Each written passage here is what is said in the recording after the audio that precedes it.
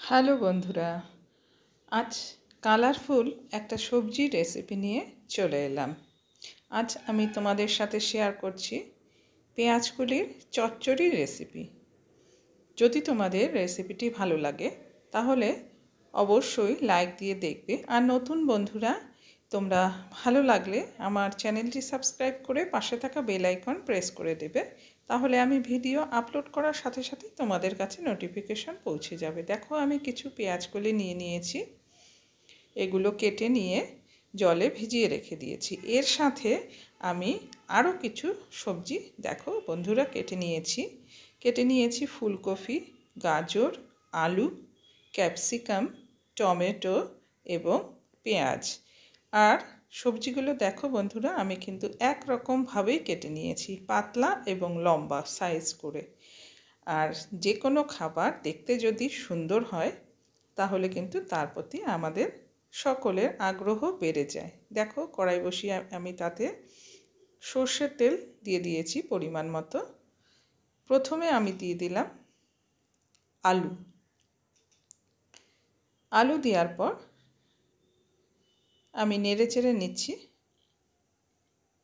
আমি পরপর যেভাবে সবজিগুলো দেব, দেখবে যেগুলো একটু সেদ্ধ হতে বা ভাজা হতে দেরি হয় সেগুলো কিন্তু আমি আগে দিচ্ছি। দেখো, প্রথমে দিয়ে দিয়েছি আলু, তারপর দিয়ে দিলাম গাজরের টুকরোগুলো। আলু এবং গাজর ভেজে নেব। এর মধ্যে দিয়ে দিচ্ছি স্বাদ মতো নুন এবং পরিমাণ মতো হলুদ এবং নুন দিয়ে মোটামুটি 1.5 থেকে 2 মিনিট এগুলো আমি নেড়েচেড়ে ভেজে নেব।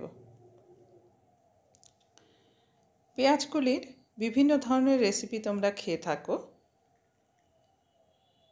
এই রকম পেঁয়াজকলির চচ্চড়ি তোমরা যদি কেউ খেয়ে না থাকো অবশ্যই ট্রাই করে দেখো। এবার আমি দিয়ে দিলাম পাতলা করে কেটে রাখা ফুলকপির টুকরোগুলো। এগুলো নেড়ে ছেড়ে ভেজে নেব। 2টো পেঁয়াজ আমি কুচি করে রেখে দিয়েছিলাম, আর কিছু কাঁচা লঙ্কা। তোমরা তোমাদের স্বাদ মতো লঙ্কা বা ঝাল দিয়ে নেবে। আমি মোটামুটি 5-6খানা কাঁচা লঙ্কা চিড়ে রেখে দিয়েছিলাম। এগুলো দিয়ে নেড়ে ছেড়ে আবার ভেজে নিলাম মোটামুটি আরও কিছুক্ষণ। তারপর আমি দিয়ে দিচ্ছি পেঁয়াজকলি ভাজতে কিন্তু বেশি সময় লাগে না, তাই পেঁয়াজকলিটা কিন্তু আমি পরে দিলাম। সমস্ত কিছু নেড়ে ছেড়ে নিয়ে এবার আমি একটু ঢেকে দেব, তাহলে সবজিগুলো খুব ভালোভাবে সেদ্ধ হয়ে যাবে। মোটামুটি 3 মিনিট মতো আমি ঢাকা দিয়ে রান্না করে নিয়েছি। দেখো বন্ধুরা, 3 মিনিট পর আমি ঢাকাটা খুলে নিয়ে আবার সমস্ত সবজিগুলো নেড়ে নিচ্ছি।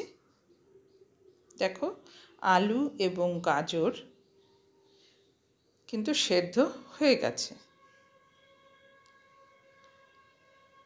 মাঝে মাঝেই কিন্তু নেড়ে চেড়ে নিতে হবে, না হলে কড়াইতে লেগে যেতে পারে। দেখো, আমি নেড়ে চেড়ে ভেজে নিচ্ছি। এর মধ্যে এবার দিয়ে দেব বন্ধুরা, আমি কিছু ক্যাপসিকাম কেটে রেখে দিয়েছিলাম, সেই একই রকম লম্বা করে পাতলা করে সেগুলো এবার দিয়ে দিলাম। ক্যাপসিকাম দিয়ে আবার সব কিছুর সাথে ভালো করে ভেজে নেব। আর একটা টমেটো কেটে রেখেছিলাম, সেই টমেটো দিয়ে দিলাম। সমস্ত কিছু এভাবেই ভেজে নিয়ে সবশেষে আমি আরও একটা জিনিস দেব। দেখো, অনেকটাই কিন্তু ভাজা হয়ে গেছে। এটা ভাত, রুটি, পরোটা, নান সব কিছুর সাথেই কিন্তু খেতে খুব ভালো লাগে। গরম ভাতে দুর্দান্ত লাগে এটা খেতে। দেখো, এবার আমি দিয়ে দিলাম ধনেপাতা কুচি। আর এই ধনেপাতা দেওয়ার জন্য এর ফ্লেভারের কারণে এটা খেতে আরও বেশি ভালো লাগে। খুব সহজ একটা রেসিপি, কিন্তু খেতে দুর্দান্ত হয় এটা। দেখো, ধনেপাতা দিয়ে আমি সব কিছুর সাথে খুব ভালো করে নেড়ে চেড়ে নিচ্ছি। ক্যাপসিকাম মোটামুটি সেদ্ধ হয়ে এসেছে। ক্যাপসিকাম খুব বেশি টাইম লাগে না রান্না হতে, তাই না বন্ধুরা? তোমরা জানোই। এবার তোমাদের আমি সামনে থেকে দেখাচ্ছি কতটা কালারফুল একটা সবজি।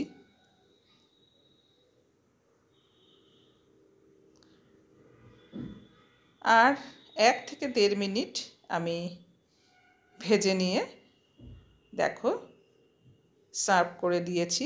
কতটা সুন্দর হয়েছে এটা দেখতে। তোমরাও এভাবে বানিয়ে খেয়ে দেখো। এটা দেখতে যেমন কালারফুল সুন্দর দেখতে, এটা খেতেও দুর্দান্ত হয়।